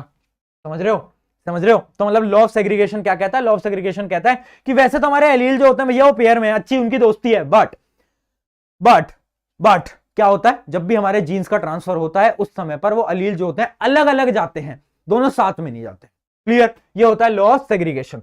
आगे बढ़ते हैं, अगला लॉ देखते हैं। अगला और आखिरी लॉ, और मैंने बोला हाथ जोड़ के मेंडल जी से बस करो यार, इतने सारे लॉ मत दो, बेचारे बच्चे परेशान हो जाते हैं यार आपके चक्कर में, थोड़ा सा दया करो। तो उन्होंने बोला ठीक है आखिरी लॉ बता के जाता हूं, और इंपॉर्टेंट लॉ बता के जाता हूं। मैंने कहा ठीक है बताओ। देखो, लॉ ऑफ इंडिपेंडेंट असॉर्टमेंट। अब देखो असॉर्टमेंट का मतलब क्या होता है, पहले आप ये समझो। असॉर्टमेंट का एक तरीके से मतलब होता है पेयर के अंदर, आप ये समझ लो पेयर के अंदर रहना। अब इसकी डेफिनेशन देखो, assortment of each pair of traits is independent of other। जब आपके अलील जो कि पेयर में हैं, जब वो ट्रांसफर हो रहे हैं, आपके जो ट्रेड्स हैं जब वो ट्रांसफर हो रहे हैं, ट्रेड्स आपके ट्रांसफर हो रहे हैं ना। मान लो एक आपका पौधा है, ठीक है, पी प्लांट, ठीक है, उसमें हम दो ट्रेड्स को स्टडी कर रहे हैं कि हमारा पौधा लॉन्ग भी है, टॉल है, और दूसरा हमारा कैरेक्टर हम ले रहे हैं कि उसके जो पी हैं वो राउंड है या फिर रिंकल्ड है। जब हम इन दो ट्रेड्स को एक साथ स्टडी करते हैं ना, हम इन दो ट्रेड्स को एक साथ स्टडी करते हैं, बट ये जो दो ट्रेड्स होते हैं ना वो इंडिपेंडेंटली यूज होते हैं, वो एक दूसरे पे डिपेंडेंट नहीं है। मुझे पता है तुम्हें कुछ भी समझ नहीं आ पाया, टेंशन मत लो, आसान भाषा के अंदर समझते हैं। डेफिनेशन तो हम वैसे भी नहीं पढ़ते। डेफिनेशन अगर आपको याद करनी है एग्जाम के लिए तो इतनी याद कर लेना, assortment of each pair of traits is independent to the other, बस आप इतनी याद कर लो। अब समझते हैं हो क्या रहा है यहां पर। देखो मैंने क्या बोला, ट्रेड्स जो है वो इंडिपेंडेंट है, ट्रेड्स जो है वो इंडिपेंडेंट है। जैसे कि एग्जांपल से समझते हैं। देखो हमने यहां पर एक वो बनाया था, जब हम डाई हाइब्रिड क्रॉस को पढ़ रहे थे उसके अंदर मैंने आपको बोला था राउंड रिंकल्ड, ग्रीन और yellow, green yellow seed, round और रिंकल्ड, बात करी थी ना, YYRR। हाँ, उसी के बारे में हम बात करते हैं। तो जब इनका जब हम देखो, जब हमने F1 जनरेशन बनाई और F1 जनरेशन से जब हमने F2 जनरेशन बनाई ना, तो हम क्या कर रहे थे, हम करा रहे थे सेल्फ पॉलिनेशन। अब जो दो डिफरेंट ट्रेड्स है ना, जैसे कि एक ट्रेड क्या है कि सीड मेरी येलो होगी, दूसरा ट्रेड क्या है, दूसरा ट्रेड है कि मेरी जो सीड होगी वो राउंड होगी। ये दोनों ट्रेड्स एक दूसरे पे डिपेंडेंट नहीं है। मतलब ऐसा कहीं फिक्स तो नहीं है ना कि जो आपकी ग्रीन कलर है वो राउंड सीड्स के साथ ही आएगा, या फिर आपका जो येलो कलर है वो आपके ग्रीन, मतलब आपका जो येलो कलर है वो रिंकल्ड के साथ ही आएगा। ऐसा कहीं फिक्स तो नहीं है ना, क्योंकि जब हमने F2 जनरेशन देखी तो हमने क्या देखा, हमने देखा कि राउंड और येलो के 9 आए, रिंकल्ड और येलो के 3 आए, राउंड और ग्रीन के 3 आए, और रिंकल्ड ग्रीन के 1 आए। तो इसका क्या मतलब है कि जब दो ट्रेड्स की हम बात करते हैं तो दोनों ट्रेड्स एक दूसरे पे डिपेंडेंट नहीं होते, वो दोनों अलग अलग काम करते हैं। जैसे कि दो दोस्त थे, चिंटूलाल मिंटूलाल, बहुत अच्छी दोस्ती थी, खाना भी एक साथ खाते थे, हर जगह एक साथ जाते थे, बट जब बारी आई स्कूल के एग्जाम्स की तो क्या दोनों एक शीट के अंदर आंसर लिख सकते हैं? नहीं, दोनों अलग अलग एग्जाम लिखते हैं, राइट। उसी प्रकार से जब हम दो कैरेक्टरिस्टिक्स की बात करते हैं, दो कैरेक्टरिस्टिक्स के अंदर क्या होता है कि वो दोनों एक दूसरे के इंडिपेंडेंट हैं, वो एक दूसरे से जुड़े नहीं हुए। वो ये नहीं बोलते कि भाई ग्रीन सीड मैं तो राउंड के साथ ही आऊंगा वरना तो तू तो मेरे साथ गद्दारी कर देगा, वो ऐसे नहीं बोलते। वो बोलते हैं ठीक है, राउंड ग्रीन के साथ भी जा सकता है, राउंड येलो के साथ भी जा सकता है, राउंड रिंकल्ड के साथ भी जा सकता है, कैसे भी हो सकता है, और वो हमने प्रूव करके यहां पर दिखा भी दिया था। तो इंडिपेंडेंट असॉर्टमेंट, इस पे डेफिनेशन पे सवाल आता है और बच्चे इसको छोड़ के जाते हैं। क्यों छोड़ के जाते हैं? क्योंकि उनके ये कहानी समझ ही नहीं आती है। आई होप आपको एक कहानी समझ आ गई होगी। अगर आ गई है तो एक बार चैट सेक्शन के अंदर ओके लिख देना, ओ और के, ओके। चलिए बताएं, एकदम clear. Law of independent assortment, 3 law पढ़ लिए। अब मैंने मेंडल जी के सामने हाथ जोड़ लिए, मैंने बोला मेंडल जी बस दया करो यार, दया करो, परेशान हो गया, मैं भी परेशान हो गया, बच्चे भी परेशान हो गए, अब और नहीं पढ़ाया जाएगा, है ना। तो मेंडल जी ने बोला ठीक है कर दी दया, कोई दिक्कत नहीं है, बच्चों को बोलना है तीनों लॉ याद कर लें, एग्जाम के अंदर पूछे जाएंगे। तो तुम्हें इन तीनों लॉ को याद रखना है, लॉ ऑफ डोमिनेंस, ठीक है, अपना सेग्रीगेशन का याद रखना है, और लॉ ऑफ इंडिपेंडेंट असॉर्टमेंट। कहीं पर भी कभी भी डेफिनेशन पूछ सकते हैं। तुम सड़कों के अंदर जा रहे हो, तुम मेट्रो के अंदर बैठे हो, किसी ने पूछ लिया अरे सुन लॉ ऑफ इंडिपेंडेंट असॉर्टमेंट क्या होता है, याद रहना चाहिए। चलिए आगे बढ़ते हैं। अब एक क्वेश्चन है, यहां पर एक क्वेश्चन पूछा जाता है इस चैप्टर का, और इसका ना लोग आंसर नहीं दे पाते, है ना। इस वजह से इस सवाल को मैं यहां पर लेकर आया हूं। एक सवाल पूछा गया था कुछ साल पहले, how do traits get expressed. अब बच्चे ना समझ नहीं पाते इस सवाल को, इसमें पूछ क्या रहा है, इसलिए सवाल का पूरा एक्सप्लेनेशन आज लेकर आया हूं। आपके जो ट्रेड्स होते हैं ना, ट्रेड्स क्या होते हैं? कैरेक्टरिस्टिक्स।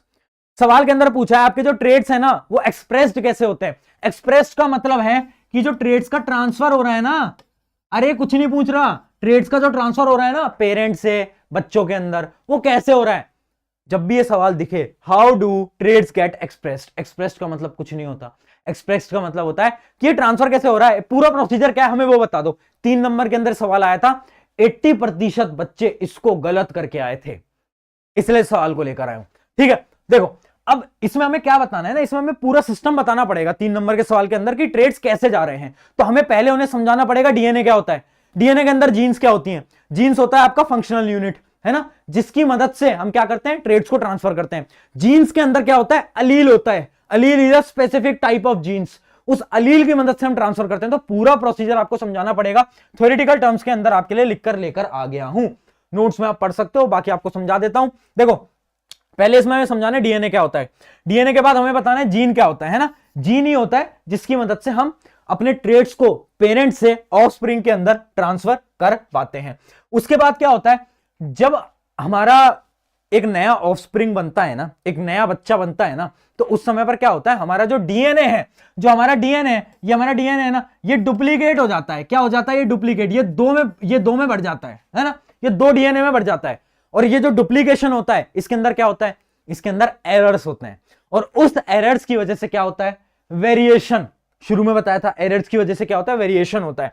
तो ये पूरा का पूरा आपको बता रखा है ना, ये पूरा का पूरा आपको यहां पर मैंने एक्सप्लेन कर रखा है। उसके अलावा क्या है, जैसे जो आपका बच्चा होगा ना, उसमें एक जीन माता का भी आता है, एक जो आपका जीन होता है वो पिता का भी होता है। जैसे कि जब हम बात कर रहे हैं एक प्लांट है जिसका जीनोटाइप है ये, इसका जीनोटाइप है ये, तो इसका क्या मतलब है कि भैया इसके जो पापा थे वो थे टीटी, इसकी मम्मी थी टीटी, ठीक है, एक आया इनका, एक आया इनका, एक आया इनका, एक आया इनका, तो बराबर फॉर्मेट में होते हैं। और जो बच्चा है वो किसके ट्रेड्स दिखाएगा, वो दिखाएगा डोमिनेंट वाले के ट्रेड्स, वो किसके दिखाएगा, डोमिनेंट वाले के। मतलब अगर इसको मैं समराइज करूं, अगर ये सवाल आपसे पूछता है हाउ ट्रेड्स गेट एक्सप्रेस, तो आपको क्या समझाना है, पहले आपको जीन्स बताना है, जीन्स क्या होता है।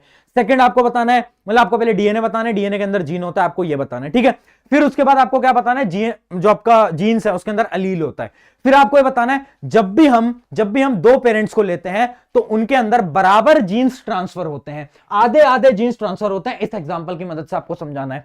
उसके बाद आपको ये लिखना है पर जो जीन रिसेसिव होता है वो दबा रह जाता है, और जो डोमिनेंट होता है उसके कैरेक्टरिस्टिक्स क्या, जो आपका बच्चा होता है वो उसके कैरेक्टरिस्टिक्स दिखाता है जो कि अपना डोमिनेंट होता है। ये पूरी साइकिल होती है कि ट्रेड्स कैसे एक्सप्रेस्ड होते हैं। ये सवाल मुझे नहीं लगता कोई यूट्यूब पे आपको बताता है, बट मैं इस सवाल को लेकर आया क्योंकि मैंने सोचा कि अगर सवाल पूछ लिया 80% बच्चे गलत करेंगे, बट तुम जो इस लेक्चर को देखकर जा रहे हो तुम एकदम सही लिख कर आओगे, ठीक है। नोट्स में बाकी पढ़ लेना सब। चलिए अब इस चैप्टर के आखिरी टॉपिक के ऊपर बढ़ते हैं, जो कि है सेक्स डिटर्मिनेशन। करें शुरू, क्या कहते हो, कैसा चल रहा है जोश भाई? अरे एक बार जोश मीटर कमेंट कर दो, एक बार मैं पानी पी लूं, जोश मीटर कमेंट करो फटाफट।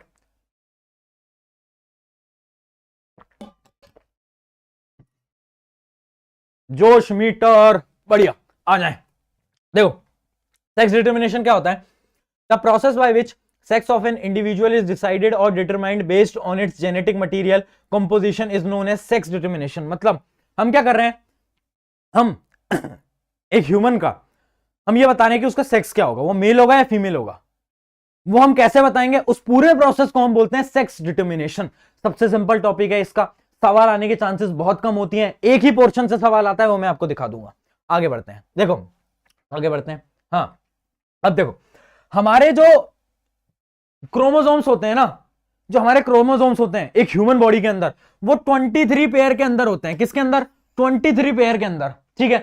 23 पेयर्स के अंदर हमारे क्रोमोसोम्स मिलते हैं, ठीक है, 23 पेयर्स के अंदर। अब ध्यान से समझना, जो हमारे 22 पेयर्स होते हैं, अच्छा यहां पर काट लेना, यहां पर गलती हुई है बेटा, इन दोनों को काट लो, मिसप्रिंट है।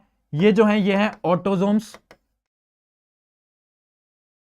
और ये है हमारे सेक्स क्रोमोसोम। अरे भैया मिसप्रिंट कर दिया, बताओ यार इतना, मतलब बताओ, पीपीटी वालों ने ऐसे ऐसे मिसप्रिंट कर रहे हैं, बताओ क्या कहते हो, पीपीटी वालों की तनख्वाह काट ली जाए क्या, पीपीटी वालों की तनख्वाह काट ली जाएगा, 10 रुपए, बताओ 10 रुपए तनख्वाह काट लेते हैं ना, 10 रुपए काट लेंगे। चलो देखो अब समझना, ऑटोसोम्स क्या होते हैं, सेक्स क्रोमोसोम क्या होते हैं। ह्यूमन के अंदर 23 ओवरऑल आपके क्रोमोसोम्स हैं, उनमें जो 22 पेयर्स हैं, जो आपके 22 पेयर्स हैं, उनको हम बोलते हैं ऑटोसोम्स। ऑटोसोम्स क्या होते हैं, वो सारे क्रोमोसोम्स जो कि आपके कैरेक्टरिस्टिक्स को डिसाइड करते हैं कि आपके हेयर्स कैसे होंगे, आपके आईज कैसे होंगे, आपके हाथ कैसे होंगे, आपके हाइट, वो सारे कैरेक्टरिस्टिक्स, उनको हम क्या बोलते हैं, ऑटोसोम्स। और एक पेयर होता है हमारा सेक्स क्रोमोसोम। ये जो सेक्स क्रोमोसोम होता है ये डिसाइड करता है कि आप लड़के होगे या ये लड़की होगा, ठीक है। इसके ऊपर एक सवाल जो पूछा जा सकता है वो होता है difference between autosomes and sex chromosomes, इन दोनों में डिफरेंस क्या होता है। तो अब ये समझ लो, chromosomes that are not really involved in determining sex are called autosomes, जबकि वो क्रोमोसोम्स जिनकी वजह से हम सेक्स को डिटरमाइन कर पा रहे हैं वो क्या होते हैं, सेक्स क्रोमोसोम। अगला देखते हैं, male and female have similar traits. Male और फीमेल के अंदर जो क्रोमोसोम्स होते हैं ना, जो आपके 22 क्रोमोसोम्स हम बोल रहे हैं, ऑटोसोम्स जो हम बोल रहे हैं, ये सेम होते हैं, मेल और फीमेल के अंदर ऑलमोस्ट सेम होते हैं, ठीक है। बट जो हम बात करते हैं सेक्स क्रोमोसोम की, तो मेल के अंदर जो सेक्स क्रोमोसोम है वो क्या है, वो होता है आपका XY, और फीमेल के अंदर होता है XX, ठीक है। ये एक तरीके से कोडवर्ड है, आप कोडवर्ड की तरह याद कर सकते हो कि जो आपका मेल है उसका जो सेक्स क्रोमोसोम है, आपको मैंने बताया था क्रोमोसोम हमेशा पेयर के अंदर मिलते हैं, ठीक है। तो जो उसका जो सेक्स क्रोमोसोम है ना मेल के अंदर, वो उसके जो 2 एलील है वो क्या है, एक है अपना X, एक है अपना Y, ठीक है, आप ऐसे समझ लो। और जो फीमेल है उनके अंदर है X और X दोनों सेम है, इस चीज को याद रखेंगे। अगला पॉइंट देखते हैं, in human there are usually 44 और 22 पेयर्स, मतलब 22 पेयर्स होते हैं ऑटोसोम्स के, जबकि सेक्स क्रोमोसोम केवल एक पेयर के होते हैं इंसान के अंदर, हर एक ह्यूमन के अंदर 1 पेयर होते हैं, मेल के अंदर XY, फीमेल के अंदर XX। सवाल कहां से पूछा जा सकता है, difference between autosome and sex chromosome. Male के अंदर कौन से सेक्स क्रोमोसोम है, XY, फीमेल के अंदर XX। आगे बढ़ते हैं, एकदम बढ़िया। अब समझ लो, एक सिंपल सी थ्योरी समझ लो, आ जाओ, बड़ा सिंपल टॉपिक यार। देखो बड़ा सिंपल। जो हम अभी तक पढ़ते आ रहे थे प्लांट्स में, अब हम वो ह्यूमन के अंदर पढ़ रहे हैं, कुछ भी नहीं है। अरे यार देखो यार, देखो ये मेल है, इसके पास क्या क्रोमोसोम है, इसके पास है XY क्रोमोसोम। ये फीमेल है, इसके पास है XX क्रोमोसोम, है ना। अब ये दोनों ने रिप्रोडक्शन करा, फर्टिलाइजेशन हुआ। मैंने आपको क्या बताया था, क्रोमोसोम्स, लॉ ऑफ सेग्रीगेशन याद करो, लॉ ऑफ सेग्रीगेशन याद करो फटाफट। क्या होता था, अलील जो होती थी वो ब्रेक हो जाती थी और वो एक एक करके मल्टीप्लाई होती थी। याद करो, याद करो, टॉल टॉल, जब हम इनको मल्टीप्लाई करते थे टॉल टॉल टॉल टॉल को, तो एक टॉल मल्टीप्लाई होता था इससे, फिर ये होता था इससे, ऐसे अकेले अकेले। सिमिलरली ह्यूमन के केस में भी ऐसे ही होगा, जब ये दोनों रिप्रोड्यूस करेंगे तो हमारे पास है एक XY और एक है हमारे पास मल्टीप्लाई में XX, ठीक है, XX। अब देखो फीमेल के पास तो दोनों XX हैं, तो ये तो अपना एक क्रोमोसोम दे, फर्क नहीं पड़ेगा, है ना, क्योंकि इनके पास तो दोनों X हैं, दोनों सेम है, दोनों सेम है, तो इनसे हम एक ले लेते हैं, इनसे हम एक ले लेते हैं जो कि है मेरा X, ठीक है, और मेल से हम ले रहे हैं XY, मेल से हम ले रहे हैं XY, ठीक है। अब ये जो X है बेटा ध्यान से देखना है, बहुत इंपॉर्टेंट है, ये जो X है, पेन, ये पेन विजिबल है क्या, एक बार बताओ, विजिबल है, हाँ, ये जो X है, ये X अगर ये फीमेल वाले X से मिल गया तो ये क्या बनाएंगे, XX, दोनों XX बनाएंगे, ठीक है। और अगर ये Y इस X से मिल गया, फीमेल वाले X से मिल गया, तो क्या बनाएंगे, XY, ये क्या बनाएंगे, XY। तो दो केसेस बनते हैं यहां पर, एक केस है XX, एक केस है XY। जब भी आपका XX वाला केस होता है तो हमेशा फीमेल बनती है, और जब आपका XY वाला केस होता है तो हमेशा जो बच्चा है वो क्या होता है, वो मेल होता है। बड़ा सिंपल है, मेल के पास XY है, फीमेल के पास XX है, फीमेल के दोनों सेम है तो उनसे एक X ले लिया, और जो मेल के XY है उनके हम X और Y को दोनों को हमने अलग अलग कर लिया। अब एक X पहले X से मल्टीप्लाई होगा, फिर एक X एक Y से मल्टीप्लाई होगा। अगर XX बन गया तो फीमेल, अगर XY बन गया तो मेल, है ना। इसका क्या मतलब है, इसका मतलब है कि जो मेल होते हैं ना, जो मेल हैं वो रिस्पॉन्सिबल हैं कि जो बच्चा है वो लड़का होगा या लड़की होगी, क्योंकि फीमेल के पास तो देखो XX है, उनके पास कुछ अलग नहीं है, उनके पास तो XX क्रोमोसोम है, बट मेल के पास X या Y है, तो डिपेंड करेगा मेल का कौन सा क्रोमोसोम जाता है, X जाएगा या Y जाएगा, X जाएगा या Y जाएगा। तो आपने देखा होगा ना ऐसे पुरानी पिक्चरों में, आजकल गांव के अंदर भी होता है, अभी भी होता ही है कि फीमेल को बोला जाता है कि अगर कहीं पर कोई लड़की पैदा हो जाती है तो बोला जाता है कि फीमेल को कि उसकी वजह से लड़की पैदा हुई है, बट ये बिल्कुल झूठ है। उनको साइंस पढ़ाओ, उनको साइंस पढ़ाओ, रिस्पॉन्सिबल तो मेल होते हैं, क्योंकि मेल के पास XY क्रोमोसोम है, फीमेल के पास तो XX ही है। मेल रिस्पॉन्सिबल है, लड़का हो गया लड़की होगी, उसकी रिस्पॉन्सिबिलिटी किसकी, मेल की। अगर X क्रोमोसोम आएगा तो फीमेल, अगर Y आएगा तो मेल, तो रिस्पॉन्सिबल कौन है, मेल। याद रखेंगे, अपने घर वालों को भी आज बता देना कि रिस्पॉन्सिबल कौन है, रिस्पॉन्सिबल है मेल। क्यों, क्योंकि रिस्पॉन्सिबल इसलिए है क्योंकि मेल के पास XY क्रोमोसोम होता है, फीमेल के पास तो XX ही होता है। चलिए बहुत बढ़िया। अब इस केस के अंदर अगर मैं आपसे एक सवाल पूछूं, सवाल मेरा यह है कि ये हमने फाइनली निकाल दिया, तो हमारा मेल और फीमेल का हमारा फिनोटाइपिक रेशियो क्या होगा, फिनोटाइपिक रेशियो क्या होगा, बताओ क्या होगा, 1:1। क्यों, क्योंकि एक मेल बन रहा है एक फीमेल बन रही है, तो हमारा रेशियो क्या आ रहा है, 1:1 विल बी क्या, फिनोटाइपिक रेशियो। फिनोटाइपिक रेशियो का 1:1 याद रखेंगे। कहीं पर भी अगर पूछ लेता है कि ह्यूमंस के सेक्सुअल रिप्रोडक्शन के अंदर आपका फिनोटाइपिक रेशियो क्या होता है, वो होगा हमेशा 1:1। आई होप यहां तक एकदम क्लियर है। बताओ फटाफट से आगे बढ़े। तो यहां पर आपका जो पूरा चैप्टर है वो खत्म हो जाता है। ये आपका लास्ट टॉपिक था, है ना। इंपॉर्टेंट टॉपिक आपको मैंने बता दिया, मेंडल और आपका जो सेक्स का था, ये वाला जो आपका था डिटर्मिनेशन, ये भी थोड़ा बहुत इंपॉर्टेंट है, ज्यादा सवाल नहीं आते, बट मेंडल जो है, मेंडल जी बहुत इंपॉर्टेंट है, मेंडल को याद रखना, मेंडल भूले दुर्घटना घट जाएगी। चलो फटाफट से चैप्टर को खत्म करते हैं। कितना समय हो गया, कितना समय हो गया, चलो 10 मिनट में मैक्सिमम चैप्टर को खत्म करते हैं, ठीक है। आ जाओ कुछ सवाल देख लेते हैं, ये जो सवाल हमारे बोर्ड के अंदर पूछे जा सकते हैं, और इन सवाल की बहुत ज्यादा चांसेस हैं कि आपके पेपर के अंदर आपको दिखेंगे। बेटा ये बंद कर दो ना, ये सब करना, ये चैट्स वैट्स करना एक तो तुम बंद करा करो, है ना। कितनी बार तुमसे बोला है ये सब करना बंद कर दो। मैं आपको फिर से बोल रहा हूं यार, इतनी पढ़ाई करो, इतनी मेहनत करो कि आज जिन लोगों ने आपको शायद ब्लॉक कर रखा है, आपको कुछ लोग आज इग्नोर करते होंगे, इतनी मेहनत करनी है कि आज से 4-5 साल बाद वो लोग आपको सर्च कर करके आपको फॉलो कर रहे हैं इंस्टाग्राम वगैरह पे, है ना। आज इंस्टाग्राम नहीं चलाओगे कुछ नहीं बिगड़ेगा, बट एक ऐसी इमेज बना लो, एक ऐसे इंसान बन जाओ कि कुछ साल बाद लोग आ रहे हैं और वो आपको सर्च कर रहे हैं, अरे यार ये तो मेरा दोस्त हुआ करता था उस समय पर। ऐसे करना चाहिए लोगों को, है ना। ऐसे करना चाहिए। मेरे साथ भी बहुत हुआ था यार, पहले लोग बात नहीं करते थे, बट आज के समय पर वही लोग क्या करते हैं, सर्च करते हैं, इंस्टाग्राम पे आईडी को फॉलो कर रहे हैं और अपने दोस्तों को बताते हैं कि यार ये जो है ना, ये मेरा दोस्त हुआ करता था स्कूल के टाइम पे। तो लोग बदलते हैं यार, बट उसके लिए तुम्हें पहले सक्सेसफुल होना पड़ेगा, ठीक है। उसके लिए क्या करना पड़ेगा, पढ़ाई करनी पड़ेगी। आ जाओ, what is dihybrid ratio. Dihybrid के अंदर आपका क्या फिनोटाइपिक रेशियो क्या होता है, अब बता दो। एबीसीडी के अंदर क्या होता है बताएं, ये आपको बार बार बताया था क्या, 9 रेशियो क्या, 9 रेशियो 3 रेशियो 3 रेशियो 1। आगे बढ़ते हैं, अगला क्या है, if a round green seed P plant RRYY is crossed with wrinkled yellow seed RRYY, the seed produced in F1 generation. बताओ बताओ, F1 जनरेशन की बात कर रहा है, F2 की पूछ ही नहीं रहा, क्योंकि F2 तो बहुत कॉम्प्लिकेटेड है। F1 जनरेशन कैसे निकालेंगे, देखो मैंने क्या बोला था, इसका एक R ले लो, इसका एक Y ले लो, R और Y ले लो, है ना, इसको मल्टीप्लाई कर दो, एक स्मॉल r और एक बड़े वाले Y से, ठीक है। फाइनल क्या बनेगा, फाइनल हमारा बनेगा बड़ा R छोटा r, है ना, और बड़ा Y छोटा y, ये हमारा फाइनल बन जाता है, ठीक है।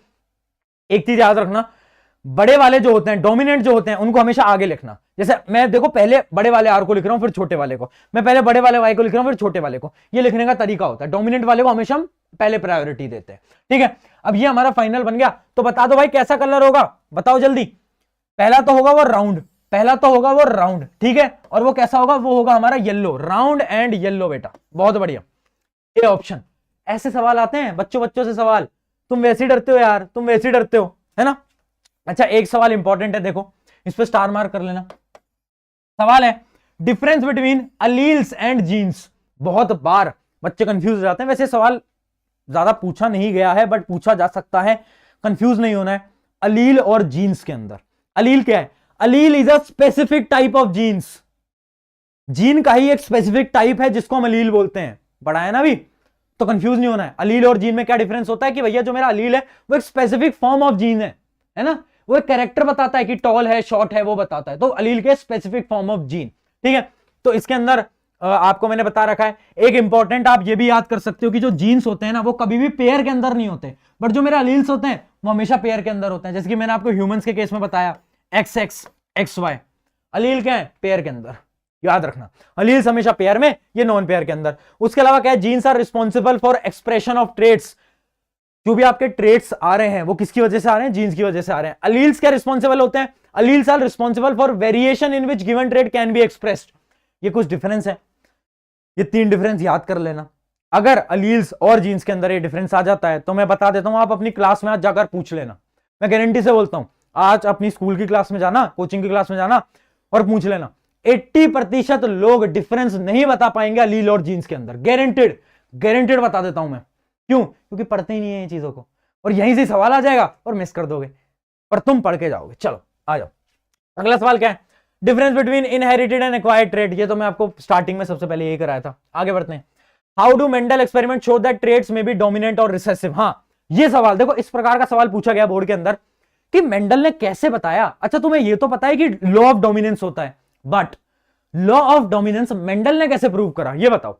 अब इसके अंदर आपको क्या कहानी लिख के आनी है, वही वाली कहानी कि एक उसने बड़ा पौधा लिया, पी प्लांट उसने लिया, एक लिया उसने टॉल, एक लिया उसने डॉर्फ। आपको पूरी कहानी एक्सप्लेन करके आनी है, वो वाली टी इंटू स्मॉल टी, फिर उसने बनाई F1 जनरेशन, फिर उसने बनाई F2 जनरेशन। उससे उसे यह पता चला कि जो अलील आपका डोमिनेंट है उसके कैरेक्टर्स शो होंगे, है ना। वो जो पूरी कहानी अभी आपको समझाई गई है, जो आपके पहले केस के अंदर, जो आपको मैंने मोनोहाइब्रिड केस के अंदर कहानी समझाई है, वो पूरी कहानी आपको यहां पर लिखकर आनी पड़ेगी। अगर आप उस कहानी को यहां पर लिखकर आते हो थ्योरेटिकल फॉर्म के अंदर, पूरे नंबर 3 में से 3 नंबर का सवाल आया था, 3 नंबर आपको पूरे मिलेंगे, ठीक है। मेंडल ने कैसे बताया, इस प्रकार से बताया, एक्सपेरिमेंट आपको एक्सप्लेन करना है, बस आगे देखते हैं। अच्छा ये वाला सवाल तो मैंने आपको करा ही दिया है ना, आई गेस ये सारी चीजें करा दी हैं। अरे वाह, ये तो थैंक यू हो गया भाई, बढ़िया बढ़िया भाई बढ़िया। इसी के साथ हमारा प्यारा प्यारा प्यारा प्यारा चैप्टर खत्म हो गया है, हेरिडिटी, इतने कम समय के अंदर, है ना, 1 घंटा कुछ हुआ है और उसमें भी आपको खत्म करा दिया। बताओ इससे छोटे में मैं क्या कराऊं तुम्हें, इतने बड़े बड़े चैप्टर तुम्हें यूं करा देते हैं, चुटकियों में करा देते हैं, और साथ साथ में प्यार तरीके से पढ़ाते हैं, मोटिवेशन भी देते रहते हैं, मजाक भी करते रहते हैं ना। आई होप आपको चीजें समझ आई होंगी। अगर समझ आई है तो क्या करना है, सब्सक्राइब के लिए मैं बोलता ही नहीं, क्या बोलता हूं मैं, अपने दोस्तों के साथ शेयर कर दिया करो। क्यों, क्योंकि होता क्या है ना यार, मुझे पता है, मैं बच्चों से बात करता हूं डेली, और मैंने बहुत सारे ऐसे स्टूडेंट्स देखे हैं जो कि ना मेहनत करते हैं, पढ़ाई करते हैं, बट ना वो अपने टीचर से समझ नहीं पाते। क्यों? क्योंकि टीचर्स जो होते हैं आपके कोचिंग के, स्कूल के, वो बड़े पुराने जमाने के तरीके से समझाते हैं। बट मैं आपसे बात करता हूं, मुझे पता है कि आप कैसे आसान आपके दिमाग के अंदर कैसे फिट कराना है, तो इसलिए मैं आसान भाषा के अंदर आपको समझा देता हूं सारी चीजें, है ना। तो अपने दोस्तों के साथ शेयर कर देना, है ना। उसके अलावा नोट्स आपको मिल जाएंगे। अगला चैप्टर अगर आपको रिप्रोडक्शन वाला चाहिए तो आप कमेंट में लिख देना, है ना। और एक प्लेलिस्ट पड़ी है साइंस की, उसमें आपको सारे साइंस के चैप्टर्स मिल जाएंगे इसी चैनल के ऊपर, आप सारे जाकर देख सकते हो, है ना। तो कोई दिक्कत वाली बात नहीं है, पढ़ाई करो, एग्जाम नजदीक आ चुके हैं, पूरी जी जान लगा देनी है, अपना बेस्ट लगा देना है। और वो याद रखना, क्या लाइन, कौन सी लाइन? मुस्कुराएं हमेशा छुपाएं गम, मुस्कुराएं हमेशा छुपाएं गम, तुम्हें तो वक्त बताएगा कौन है हम। लाइन याद रखेंगे। इसके साथ शुक्रिया एवरीवन, टेक केयर, मिलते हैं अगले लेक्चर के अंदर। चलिए bye bye bye bye bye bye, चलिए बाय।